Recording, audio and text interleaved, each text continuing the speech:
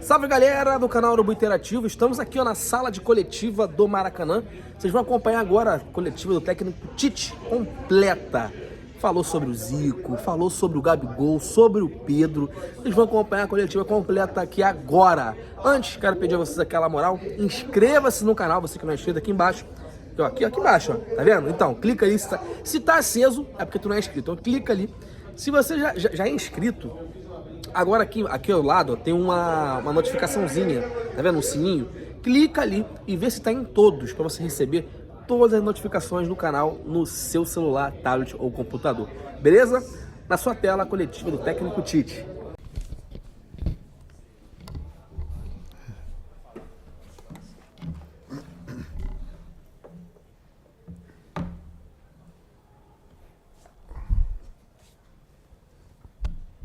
Silêncio.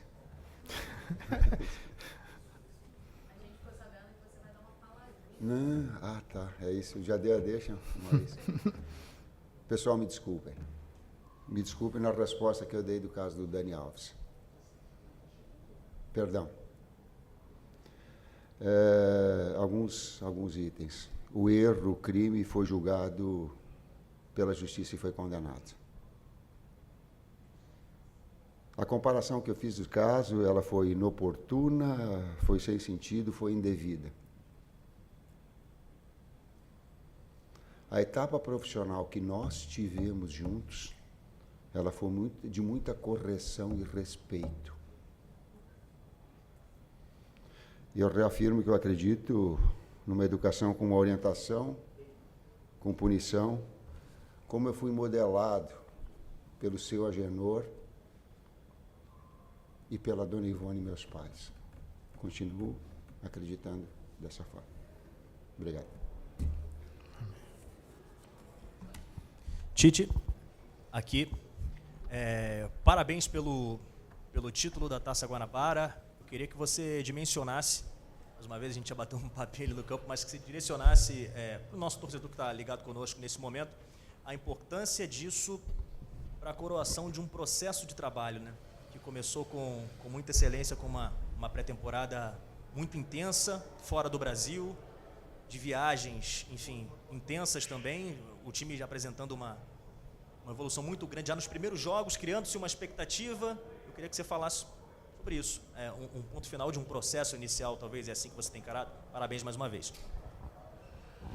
É difícil a gente pegar do início até agora, mas eu vou pegar a fala do Arrascaeta momentos antes da nossa oração. O troféu ali na frente, ele disse assim, foi muito merecedor. Se não com essas palavras, foi merecido todo o nosso trabalho em função do título conquistado. Agora, é também ter essa alegria e que essa alegria seja energia para que a gente volte para o trabalho para ser melhor do que nós já estávamos. O Arrascaeta fala pouco, mas quando ele fala com muito conteúdo. É a mesma ideia que eu tenho. E acrescentando, também ele ressaltou a participação do Gerson, né, nessa conquista. Infelizmente não esteve conosco hoje, mas tem um papel direto em tudo isso que a gente vem construindo, né? E a gente está orando bastante aí para que no tempo de Deus ele possa voltar restabelecido e nos ajudar também. Tite, César, aqui na tua esquerda, Gustavo Henrique. Ô Tite, se a gente for olhar tecnicamente, é a menor das conquistas em termos simbólicos de taça que o Flamengo poderia ter. Porém, no ano passado foram 7 taças disputadas e nenhuma conquistada. Você, enquanto técnico, enquanto professor, um homem que entende da mente do ser humano e principalmente dos jogadores, qual é o valor simbólico e psicológico que essa conquista tem para um começo de trabalho num ano que parece ser tão promissor? É muito difícil de responder isso, dimensionar esses aspectos todos. O que eu posso te dizer, e o César vai me ajudar na frente, é a satisfação que a gente tem do trabalho, do desenvolvimento do trabalho todo. Sabe, quando a gente olha... E eu colocava antes desse jogo especificamente. A gente não quer só ser campeão. A gente quer ser campeão tendo um grande futebol, sendo melhor que o adversário. Aliás, sendo a equipe mais disciplinada do campeonato. É a equipe mais disciplinada do campeonato, talvez com exceção de um cartão vermelho do Thiaguinho, no jogo contra o Nova Iguaçu. Mas se pegar os cartões amarelos, todos, a equipe mais disciplinada. Então, para ganhar, não precisa apelar, precisa ser melhor. Talvez essa também mensagem a equipe passou. Interessante a resposta do Tite. Eu entendo também que maturidade e crescimento é você... Estou dizendo do meu caso, né? Eu não consigo fazer nada aquém do meu melhor. Então, independente daquilo que a gente esteja disputando, para mim é o meu 100%. Eu entendo a pergunta perfeitamente, porém, sim, a grandeza do Flamengo requer com que a cada dia que a gente saia de casa, a gente saia para fazer o nosso melhor. E é assim que a gente vem construindo essa estrutura, né, técnica e tática, e principalmente essa relação humana. Os atletas, assim, têm entendido bem que para que a gente possa produzir, a gente tem que abnegar de algumas coisas, abrir mão, não dá para ter tudo ao mesmo tempo. E acho que essa conquista significa muito isso, né? Vamos precisar de todos e todos têm que estar preparados. Boa noite, Tite. Boa noite, César. Aqui Sidão Marinho da Litoral News. Parabéns pela primeira taça com o Flamengo. Se vocês pudessem definir essa conquista em uma frase, uma palavra, qual seria o significado dessa conquista inicial com o Flamengo? E uma outra, se me permite, o Landim e o Braz falaram agora no gramado sobre o mercado de transferências, né? O Braz estava bem irritado com a questão do Campeonato Brasileiro não ser paralisado e disse que o Flamengo vai continuar no mercado. Fechou 3 contratações, o Léo Ortiz está chegando. Ele disse que vai buscar mais contratações. Foi um pedido da comissão técnica, foi uma conversa que vocês tiveram, porque durante a Copa América o Flamengo com certeza vai ficar sem muitos jogadores titulares.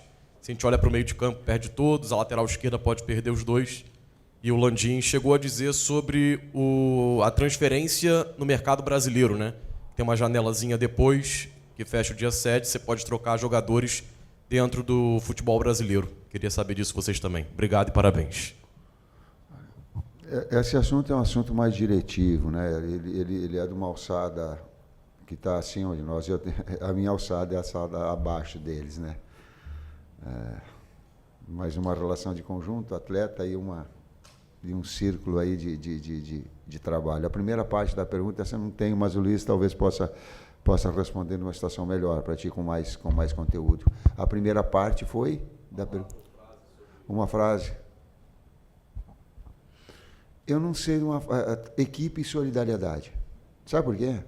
Porque eu ia colocar o Matheus para jogar, o Matheus goleiro. E eu chamei e falei, Matheus, te prepara que eu vou te botar no jogo. Sabe por que eu ia botar o Matheus? Porque o Matheus teve a grandeza de não viajar conosco, abrir mão para ficar aqui nos 2 jogos.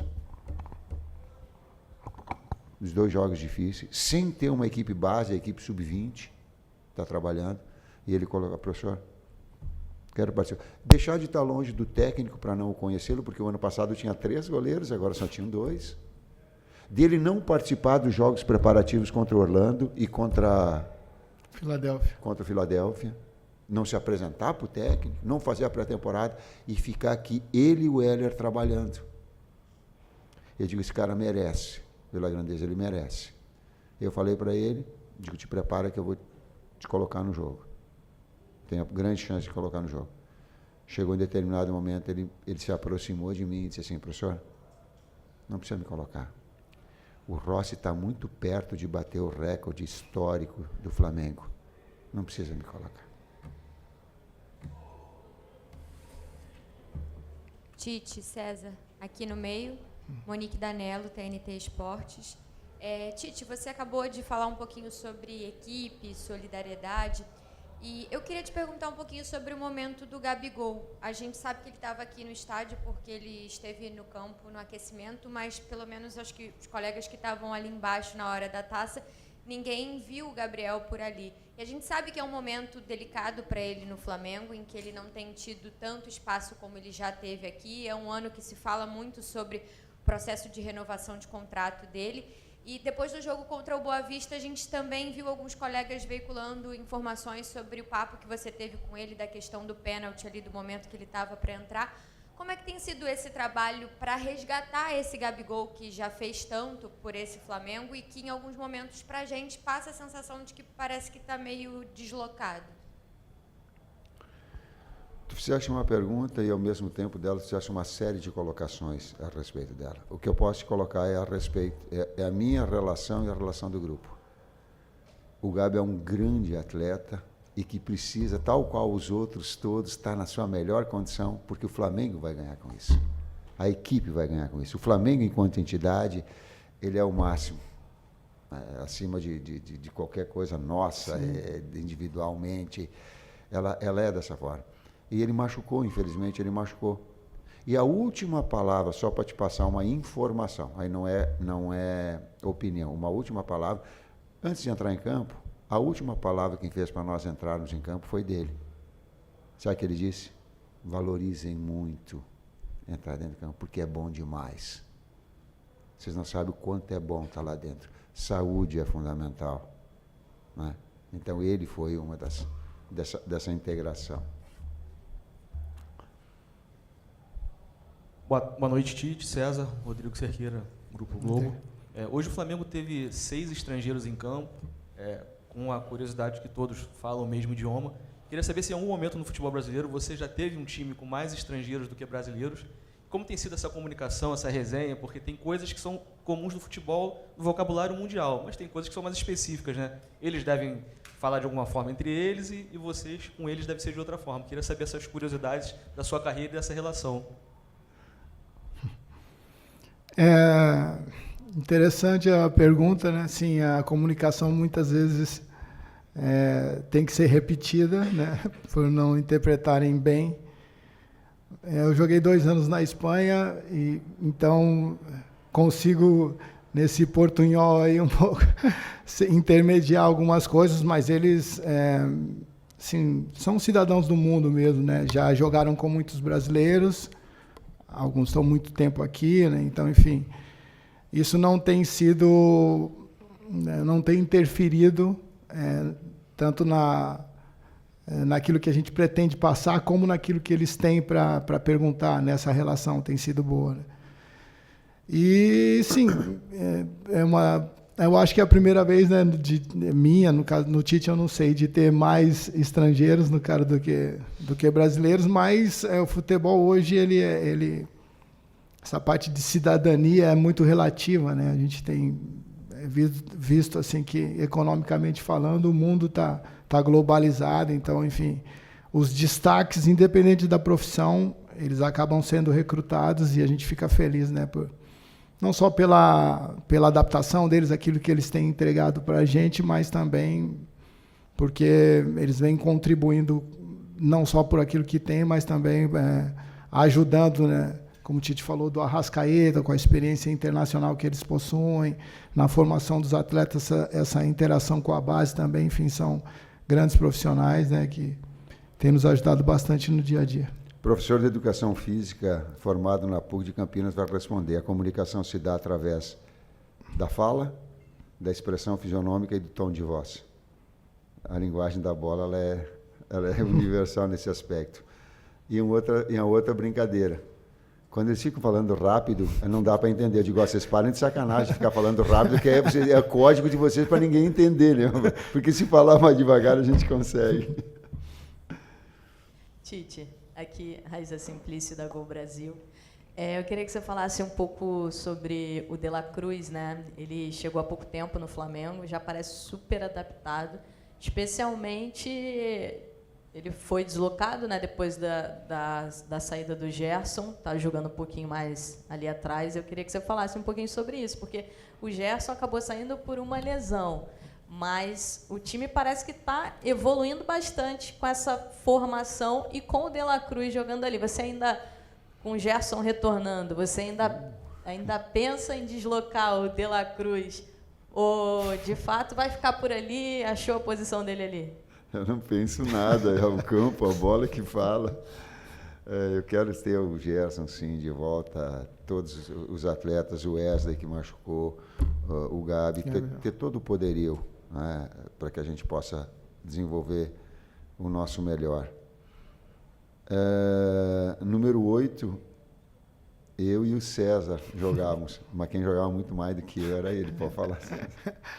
Não, nós já sabíamos, né, dessa versatilidade do Nico, né? É um jogador que aos poucos vem entendendo não só o nosso modelo e contribuindo bastante. Enfim, são bons problemas, eu encaro dessa forma, né? O Gerson também é o nosso capitão, tem uma presença marcante dentro desse todo e mais soluções nós temos, né, para um ano aí de um calendário árduo, assim, mas a gente fica feliz com a evolução do De La Cruz e a gente vem entendendo o atleta também, né? Assim, não é só de lá para cá ele para conosco, nós também para com ele, e entendemos aí que nas duas maneiras podemos evoluir bastante. 2 atletas versáteis que trabalham em 3 funções com naturalidade. Tite, boa noite César, boa noite. Parabéns pelo título. Tite, eu sei que são muitas perguntas, mas vou lembrar de uma que eu fiz na sua coletiva de apresentação lá no Ninho, e a minha pergunta ainda, claro, era sobre aquele Flamengo do ano passado, que oscilava muito dentro das partidas, e o senhor sempre falou muito, e até depois daquela primeira coletiva, o senhor sempre falou muito em equilíbrio.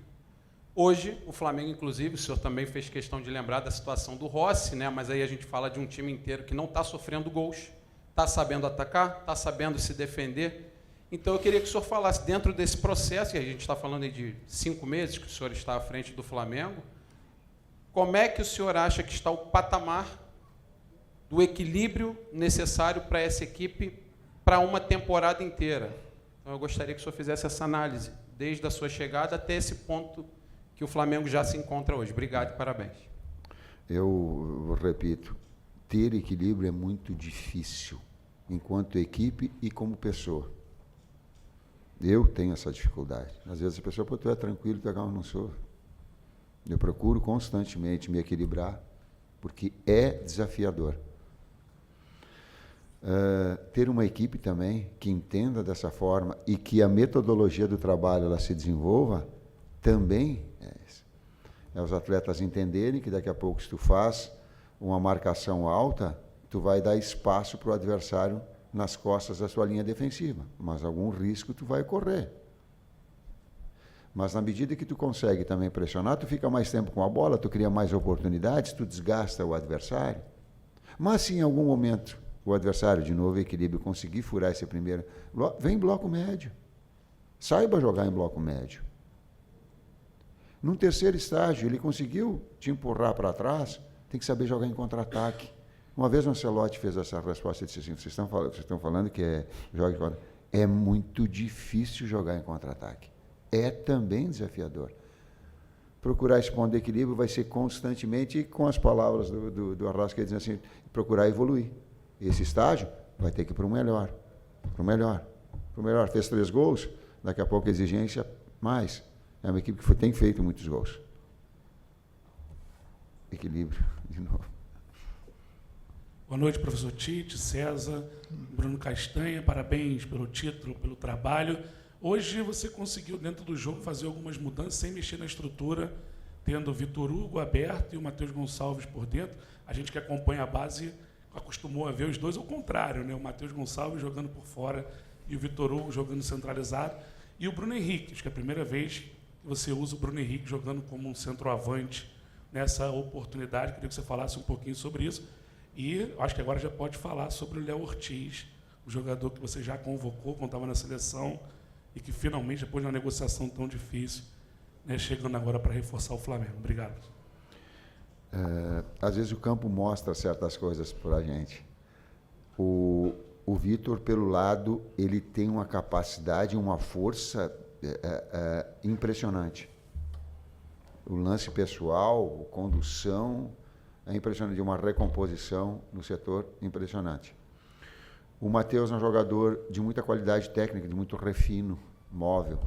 Porém, ele é de lado para dentro e o outro foi originário do centro. Porém, nos nossos treinamentos, eles têm entrado nos jogos da situação diferente, como aconteceu o Vitor pelo lado, o Matheus adaptando em treinamento também dessa situação, mas também sabendo que é do lado para dentro. E nós colocamos assim, deu uns 10, 15 minutos, eu falei para o Kleber, digo, olha, Kleber, lá, o que aconteceu? Eles trocaram. Eles trocaram um pouquinho, porque o Matheus se sente um pouquinho melhor fora, e o Vitor das duas formas. O Vitor consegue fazer as duas formas de atuação, as duas funções. Eu vejo importante, são jogadores ainda em formação e terem essa experiência, né, em dois setores. Em crescimento nós ganhamos com isso, né, e eles também com esse tipo de jogo, né, jogando uma final, tendo a oportunidade de ter esses minutos em uma final também agrega muito valor.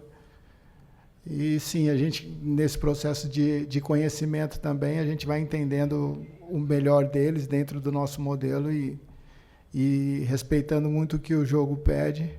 Hoje nós já saímos com mais algumas alternativas aí. O Flamengo cresce com isso. Bruno ataca espaço pra caramba. Talvez seja o jogador que mais qualidade tenha de infiltração de toda a equipe. Ele é letal, talvez usando. Ele é letal. Eu lembro que no jogo ele entrou do lado e o Arrascaeta, sem olhar, pegou e meteu uma bola longa. Quando eu vi, quase na cara do gol, então ele tem essas... E já jogou em outras oportunidades aqui também, nessa função. Sem esquecer, desculpa, de que a gente quer também a saúde do Fabrício, que ele saiu e preocupou. Eu espero que não seja também nada mais grave.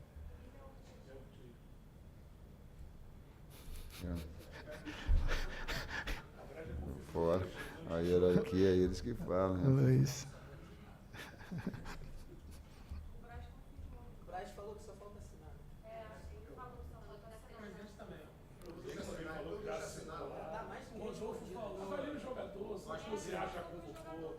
Vamos esperar assinar. Falta assinar. Vamos esperar. Esperar.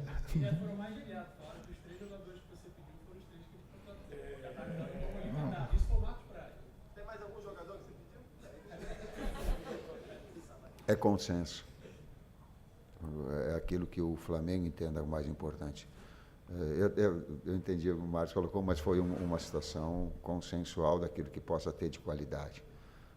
Eu sei da minha hierarquia, já tenho uma experiência. O clube não tem que estar à mercê do técnico, e nem eu tenho essa pretensão.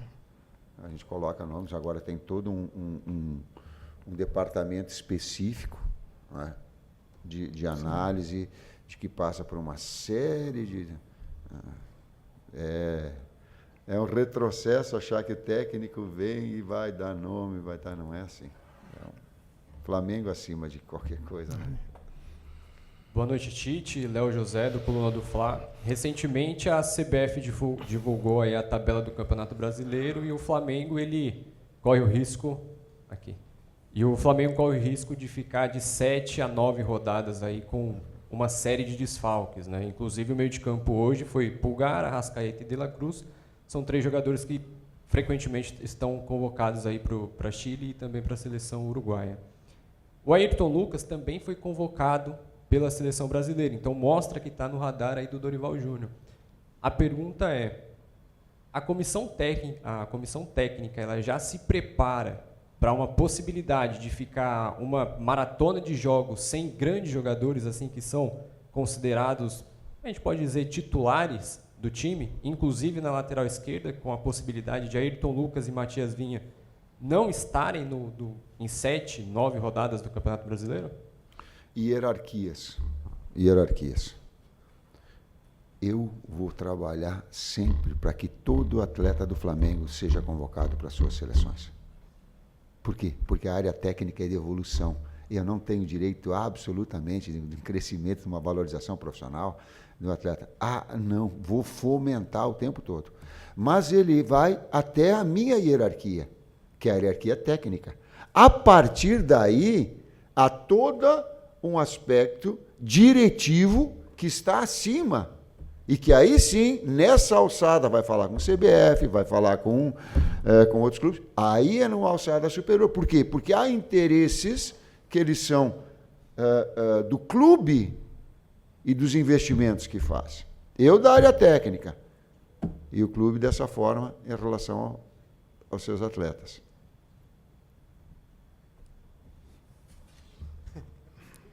Tite, César, boa noite. Aqui atrás, Gabriel Orfa, canal Paparazzo Rubro Negro. Antes de tudo, parabéns pelo título, pela grande campanha.